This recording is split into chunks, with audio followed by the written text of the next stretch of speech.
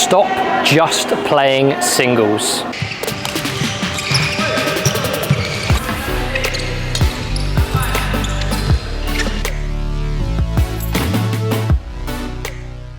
And start playing your style of singles. So we have just had the pleasure of watching Jia Min's match play session this morning. David, what is it that you found most interesting? Well, we've been watching a bit of Lo Can You as well, and if you haven't seen that video, please go and check that out. But obviously men's and women's singles are completely different events, but when it comes down to playing style, Dean, there are some real similarities there. We have our players who try and lung their opponent with long rallies. We have our skillful players. We have our really aggressive players like Marin. So actually there are very similar styles, and Lo Can You's and Jia Min's are actually very different. So Jia Min just done a really good match play session there, and you had the guys rolling on and off. Obviously that's super hard for you. You've got to try and be super physically fit there. Yes. Did you enjoy that type of training? Yeah, I think usually before we go for competitions, we'll try to play kind of short points, so stimulate a bit of competition situations. And usually I'll play with the guys, and it's good that there's a variety of junior players as well, so yeah, it's good. So let's start by talking about their lifts, because they were very clearly different between Lo Can You and Jia Min. What was it that you noticed? So Lo was very much more happy to lift high, and he'd often lift high, put his opponent right on the back line and sort of go on, attack at me, I'll defend all day, and he then used that to counter-attack with his speed.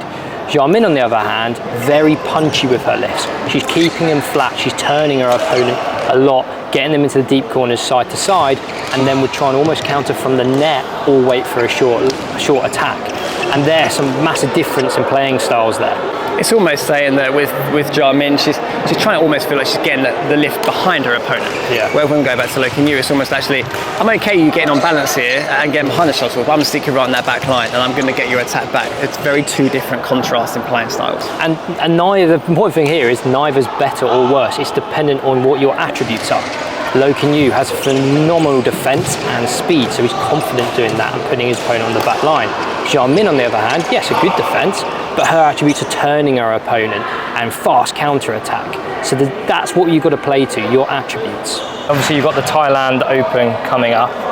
Did you change your prep at all leading up to that, or do you kind of try and train all the way through? I think for now, it's more like I have to take note of my physical condition, because I'm kind of having a bit of slight injury, so not pushing too much, but good enough for me to maintain my endurance and speed on court. Oh, amazing. So how is it the case that she's able to flat lift a lot from the net without her opponents jumping up and attacking the shuttle? Well, this comes down to one of her other attributes, and that is her deception from the forecourt. And when we watch her, she's all about this short little action. Everything looks very similar when she's approaching the net, and she's using this short, sharp action to turn the shuttle. She's got some lovely straight holds as well. What that's going to mean is that her opponent has to hold their ground a little bit. They can't anticipate as much on where that shuttle is going to be. They have to wait and see what she plays, and that opens up the gaps, that opens up those corners for her to utilise and move them around constantly. And I think it's worth referring back to almost a bit of a basic skill that, again, we talk about a lot, David, is this having this racket carriage, feeling like it's leading our legs rather than feeling like our legs are going first, and the racket kind of gets dragged behind. She's able to have this lead in front, which creates all these possible shots for her without her opponent knowing which shot she's going to play. Precisely. And I know me and Dean have been watching you all week and saying how good your movement is. A phrase we use in England is smooth like butter, which basically means your movement's really, really good. Is that something you have had to work hard on, or have you always felt you've been a really good mover around the court? I think from young, I've always been a lighter player, not too heavy, but definitely it doesn't come from the start. I had to make some changes and improve the way I move, the way I lunge, or the way I return. So I think it's all like a bit of progress every time, and just keep working on it. And does that also involve some quite hard off-court stuff in the gym? I don't think it's like pushing maximum every day, but I think have to be kind of aware of how I engage my muscles and how to kind of eliminate movements that's like not so good. So I think it's just fine tuning. Yeah, you can tell with your movement you don't have any unnecessary steps. It's best to still trying. Yeah, no, brilliant. So Jia Min uses a tactic of what we call kind of big core. And it doesn't necessarily mean that it's big high lifts and big high clears, but what is it that we are talking about when we describe big core? So big core is where she makes her opponent's court as big as possible. So she's keeping that shuttle on the move, going from corner to corner to corner. Now, this links back to one of her other attributes, Dean, which we've been watching all week, and that's her movement. It's powerful, strong, elegant. When she moves, you can see she takes as few steps as possible. It's really efficient. So what she's able to do is feel like she can outmaneuver her opponent constantly. And this is such a fantastic tactic if you're a good mover, because you can just outmaneuver your opponent. And just adding to that, we obviously talked about almost her footwork patterns being very nice, but there's a tempo to it.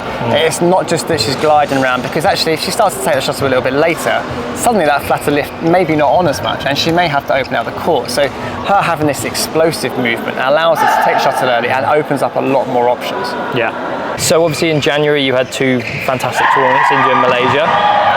Was it nice to feel like you could play 2 really strong events back to back and the build up to the Olympic year? I think definitely it's always nice to find breakthroughs in tournaments, and that will help me gain confidence and kind of know the level that I should play with the top players. So it's definitely a good baseline for me to look back to. Yeah. And obviously hoping for a few more on the build up to the Olympics in a couple of months. Are you excited about it? Yeah, quite excited. Like I said, it's kind of like me maintaining my physical, because usually it's like nowadays the games can be physical if you're not, your body is not really ready. Even if you can actually do it, you won't be able to sustain. So definitely looking forward to be more consistent in the next few tournaments. And obviously when we start talking about your style in singles, you're very obviously quick and great movement, and your racket skills are phenomenal. When you go and play someone, do you mainly focus on what you're good at and your style, or do you think about what maybe they're good at and try and counter that?